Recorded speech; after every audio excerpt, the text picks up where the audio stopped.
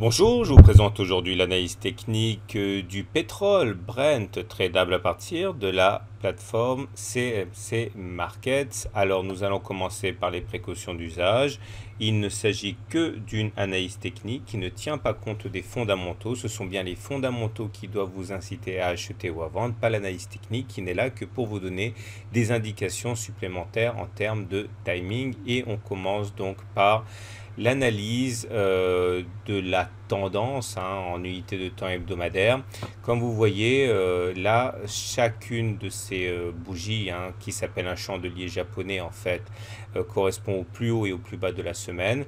Et au-delà des vicissitudes de court terme, on voit que globalement, on est sur des niveaux qui sont toujours les mêmes depuis mi-2016. On va dire qu'on est donc en tendance neutre. Donc au-delà de ce qui se passe à court terme, on le verra un petit peu plus tard, même si ça peut être assez violent, il faut bien comprendre qu'il n'y a rien de neuf. On évolue toujours autour globalement d'un niveau correspondant aux 50 dollars avec des excès, mais rien ne permet de dire pour l'instant que la tendance baissière soit repartie. C'est confirmé par une analyse de type Ichimoku. Et l'Ishimoku nous dit que là aussi, sans aucun doute, la tendance est neutre. On le voit à plusieurs choses. Regardez tout d'abord le nuage, ici c'est la zone qui est un petit peu plus foncée, eh bien a tendance à être horizontale, c'est globalement un nuage plat, et ça nous incite à penser qu'effectivement la tendance de moyen terme est toujours neutre. D'ailleurs, en point d'orgue, on voit que les cours sont justement dans ce nuage qui ensuite là s'aplatit. Ça confirme l'idée que nous soyons en tendance neutre. Alors, il faut comprendre que en termes d'analyse de moyen terme, il faut s'attendre à avoir des difficultés à passer les 50 dollars. Les 50 dollars tout d'abord parce que ça correspond à une des courbes de l'Ishimoku ici, à savoir la SSA, la bleue. On va rencontrer également sur notre chemin la Tenkan, la petite marron ici. Et tout ça, ça correspond à des difficultés pour passer à la hausse. Et il faut également comprendre qu'à la baisse, on va être bloqué par les 43-44 dollars ici qui correspondent à une autre courbe de l'Ishimoku, à savoir la SSB. Ici, ça va pas être facile à passer. Donc globalement, je le répète une troisième fois, la tendance de moyen terme est neutre sur le Brent. Graphiquement, voilà ce que l'on a. On a une zone très importante de support ici, qui est en bleu, comprise globalement entre 41 et 43 dollars. C'est une zone qui n'a pas été cassée maintenant depuis, on va dire, plus d'un an. On a rebondi ici, là et encore ici. Donc les 41-43 dollars sont une zone de support fort, d'autant que sur son chemin, eh bien, le cours du pétrole va rencontrer cette résistance basse ici, ce support bas ici qui va épouser la zone des 41-43. Ce ne sera pas facile à casser à la baisse. Et de manière plus optimiste, la résistance, eh bien, ça correspond à cette zone des 51-58 dollars qu'on n'a pas réussi à casser lors des précédents assauts. De manière différente, on peut également voir ici une figure d'élargissement en vert. Les figures d'élargissement se caractérisent par deux obliques qui descendent et qui divergent. Donc c'est une figure d'élargissement à implication ascendante, car il faut savoir que ce genre de figure eh bien, se casse plus souvent par le haut que par le bas, il faut le savoir. Les indicateurs techniques montrent effectivement que sur une échelle de plus court terme, ce sont les baissiers qui tiennent le marché, puisque vous voyez le MACD est sous son signal.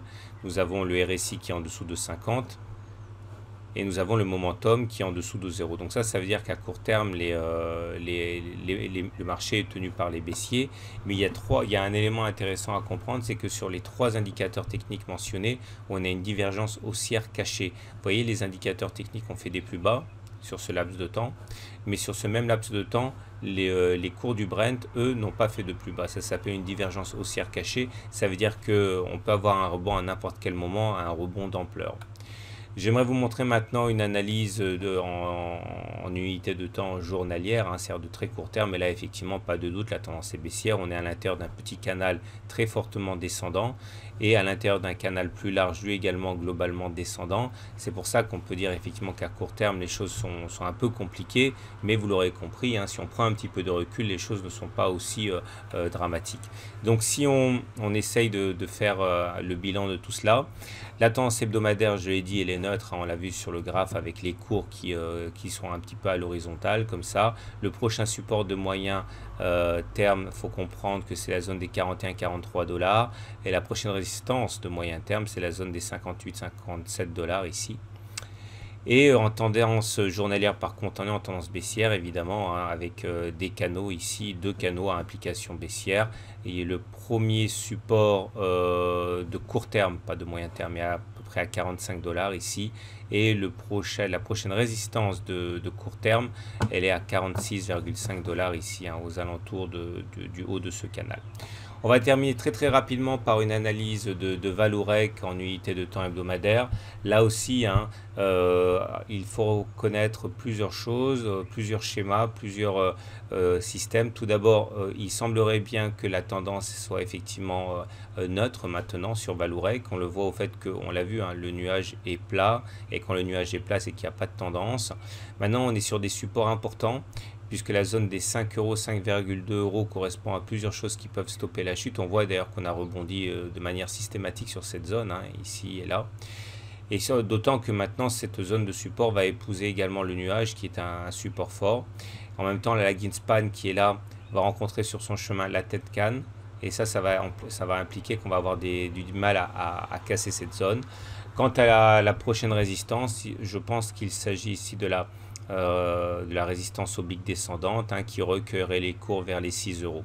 Mais pour l'instant, il faut retenir surtout que la tendance elle est neutre et qu'on est sur des supports. Voilà ce qu'on pouvait dire pour Valorec, en particulier sur le pétrole en général. Je vous souhaite une bonne soirée, une bonne journée, une bonne semaine et de fructueux investissements. À très bientôt pour une autre analyse technique.